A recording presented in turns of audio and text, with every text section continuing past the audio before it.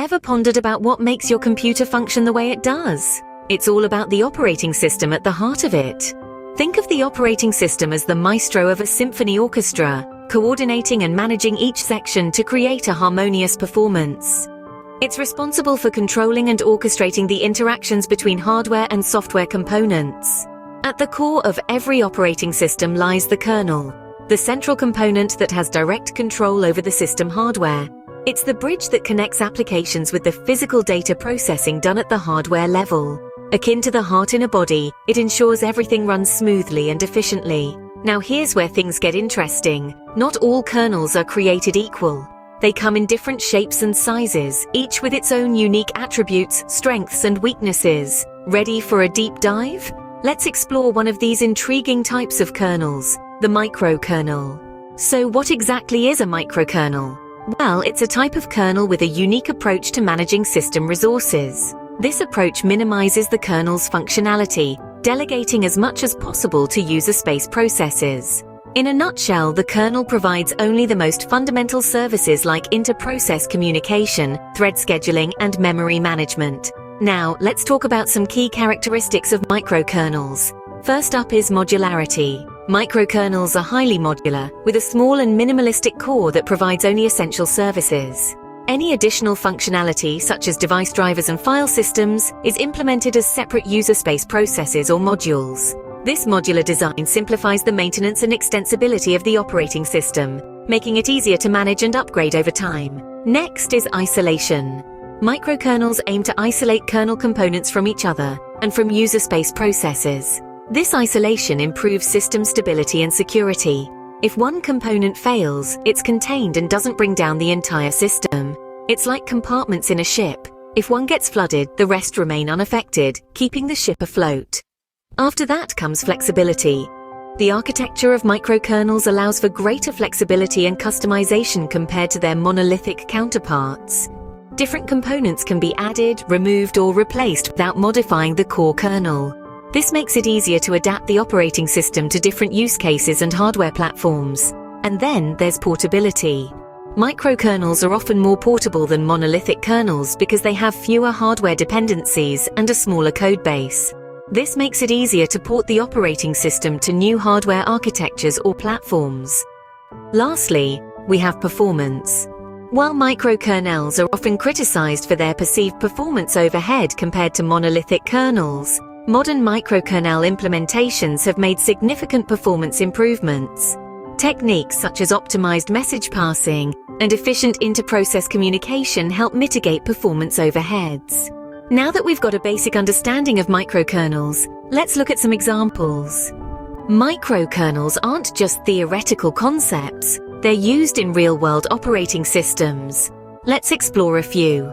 Firstly, we have QNX, a real-time operating system that's become a popular choice in the embedded systems domain. Its unique features include its robustness and reliability, making it a go-to choice for safety-critical applications. You may not realize it, but QNX is often running behind the scenes in those in-car infotainment systems, or even in life-saving medical devices. Next, we have Minix. It's a small Unix-like operating system that's primarily used for educational and research purposes. If you're a tech enthusiast, you might recognize Minix as the inspiration behind the development of Linux and other Unix-like operating systems. Its minimalistic approach and open-source nature make it a perfect tool for understanding the ins and outs of operating system design. And finally, let's talk about the L4 microkernel family. Known for their performance and scalability, these microkernels are a testament to the continuous evolution of the microkernel design approach. Variants of the L4 family, such as Fiasco, L4Car, and Cell4, each bring something different to the table, demonstrating the flexibility and adaptability of the microkernel architecture. Each of these operating systems highlights a unique aspect of microkernel-based design. QNX showcases the robustness and real-time capabilities that can be achieved. Minix exemplifies the educational value and the potential for innovation, and the L4 family stands as a testament to performance and scalability. But it's not just about the technical aspects. These systems also demonstrate the real-world applications of microkernels, from running our cars' infotainment systems to underpinning research in operating system design. Remember, the beauty of microkernels lies in their modularity, flexibility, and the isolation they provide, which can contribute significantly to system stability and security. The examples we've discussed illustrate these principles in action, showing us that microkernels aren't just a theoretical concept, but a practical solution for many system design challenges. These examples show the versatility and practicality of microkernels. But what about their performance? One of the common criticisms of microkernels is their perceived performance overhead. But is this really the case? Let's dive into the performance characteristics of microkernels to find out. Microkernels are often seen as slower than their monolithic counterparts due to their design. The modular nature of microkernels means that they have to communicate between different components to perform tasks that a monolithic kernel could complete within itself. This inter-process communication, or IPC, can introduce latency, potentially leading to slower performance. However, it's important to note that this is not an inherent flaw of microkernels, but rather a design trade-off. The modularity and isolation that contribute to this performance overhead also provide benefits in terms of system stability, security, and flexibility. So how have microkernels tackled this performance issue? The answer lies in optimization and efficiency. Modern microkernels have implemented techniques such as optimized message passing and efficient inter-process communication to mitigate these performance overheads. Optimized message passing minimizes the overhead associated with communication between different components of the system. It does this by reducing the number of context switches and minimizing data copying, thereby speeding up communication between processes. Efficient inter-process communication, on the other hand, involves streamlining the process of data exchange between different parts of the system. This could involve techniques such as direct memory access, which allows data to be transferred directly from memory without involving the CPU, or caching, which stores frequently accessed data in a high-speed storage area for quicker retrieval. Furthermore, the performance of microkernels can also be improved through careful system design and tuning. For instance, by locating frequently communicating components close to each other in memory, or by optimizing the scheduling of processes and threads, developers can enhance the performance of microkernel systems. So while there are performance considerations, modern microkernels have come a long way. They've evolved to address these issues and have proven to be a viable alternative to monolithic kernels in many contexts. Microkernels may not be the fastest option on paper, but their benefits in other areas often outweigh this trade-off. Now let's talk about their impact on system reliability and security. In today's world, system reliability and security are paramount. How do microkernels fare in these areas? To answer this question, we must first understand the core principles of microkernel design. Microkernels are built upon the idea of modularity and isolation. By isolating kernel components from one another and from user space processes, microkernels aim to contain faults and prevent errors in one component from spreading to other parts of the system. This isolation improves system stability and security, as it minimizes the attack surface and contains the impact of security vulnerabilities. Let's delve a little deeper. When a component in a monolithic kernel fails, it can potentially bring down the entire system. However, in a microkernel-based system, a failed component typically affects only that component and the processes that directly interact with it.